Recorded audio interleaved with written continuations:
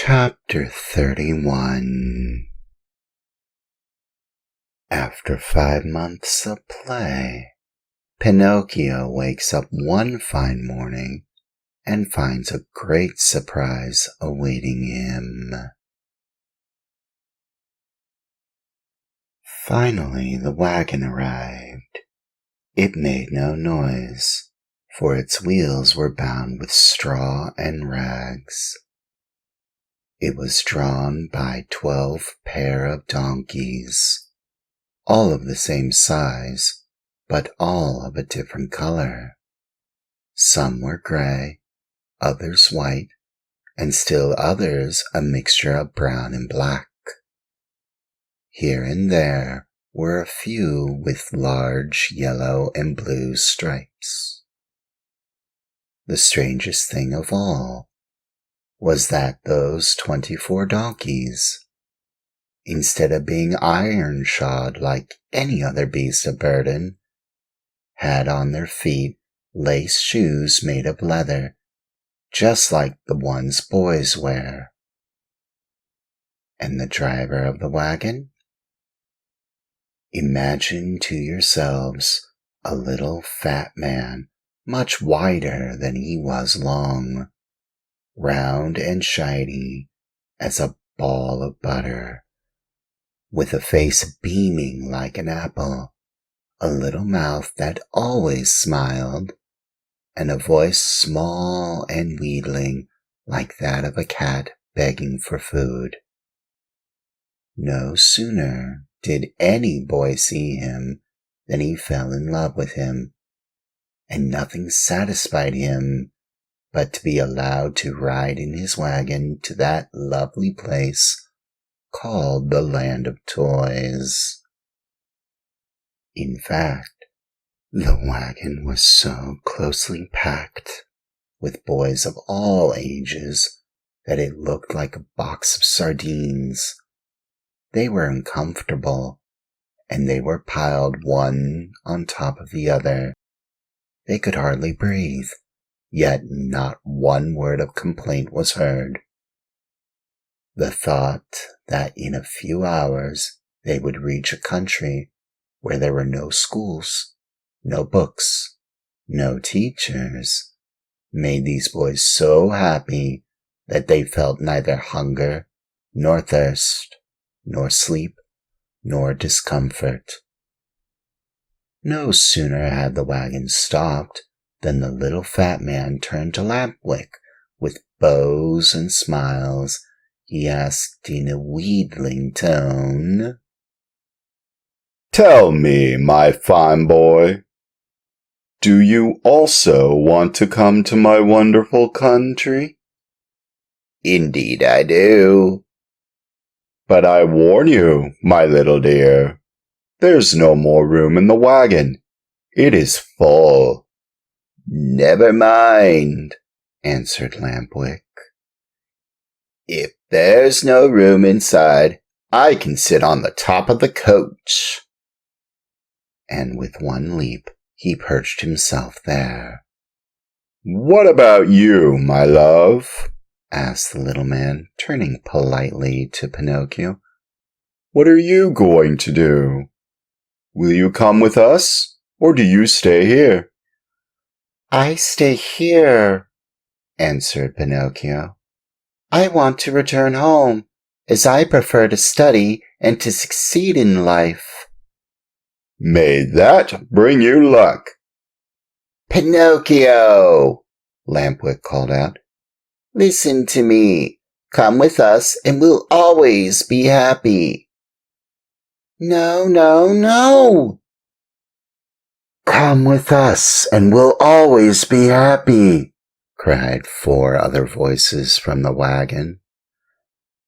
"Come with us and we'll always be happy," shouted the 100 and more boys in the wagon, all together. "And if I go with you, what will my good fairy say?" asked the marionette, who was beginning to waver and weaken in his good resolutions. "Do not worry so much. Only think that we are going to a land where we shall be allowed to make all the racket we like from morning till night." Pinocchio did not answer, but sighed deeply once, twice, a third time. Finally he said, "Make room for me. I want to go too." "The seats are filled," answered the little man. "But to show you how much I think of you, take my place as coachman." "And you?" "I'll walk." "No, indeed. I could not permit such a thing. I much prefer riding one of these donkeys," cried Pinocchio. No sooner said than done. He approached the first donkey and tried to mount it. But the little animal turned suddenly and gave him such a terrible kick in the stomach that Pinocchio was thrown to the ground and fell with his legs in the air. At this unlooked-for entertainment, the whole company of runaways laughed uproariously. The little fat man did not laugh. He went up to the rebellious animal and, still smiling, bent over him lovingly and bit off half of his right ear. In the meantime, Pinocchio lifted himself up from the ground and with one leap landed on the donkey's back. The leap was so well taken that all the boys shouted, "Hurrah for Pinocchio!" and clapped their hands in hearty applause. Suddenly, the little donkey gave a kick with his two hind feet, and, at this unexpected move, the poor marionette found himself once again sprawling right in the middle of the road. Again the boys shouted with laughter, but the little man, instead of laughing, became so loving toward the little animal that, with another kiss, he bit off half of his left ear. "You can mount now, my boy," he then said to Pinocchio. "Have no fear.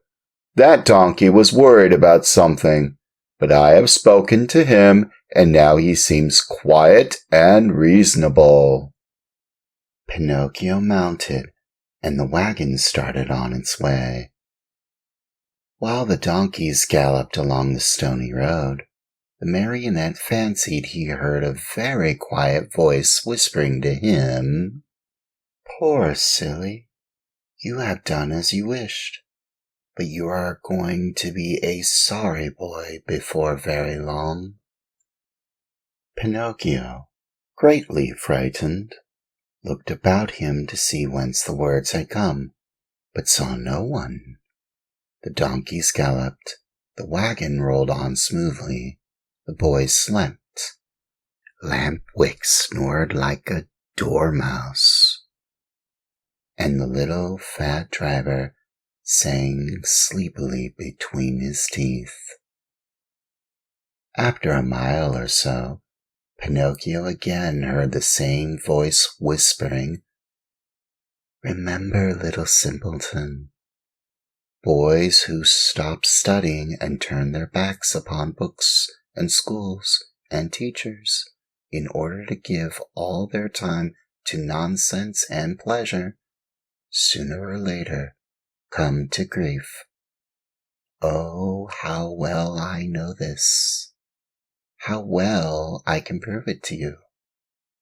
A day will come when you will weep bitterly, even as I am weeping now, but it will be too late." At these words, the marionette grew more and more frightened. He jumped to the ground, ran up to the donkey on whose back he had been riding, and taking his nose in his hands, looked at him. Think how great was his surprise when he saw that the donkey was weeping just like a boy. "Hey, Mr. Driver!" cried the marionette. "Do you know what strange thing is happening here? This donkey weeps." "Let him weep. When he gets married, he will have time to laugh." "Have you perhaps taught him to speak?" "No. He learned to mumble a few words when he lived for 3 years with a band of trained dogs." "Poor beast!" Come, said the little man. "Do not lose time over a donkey that can weep. Mount quickly and let us go. The night is cool, and the road is long."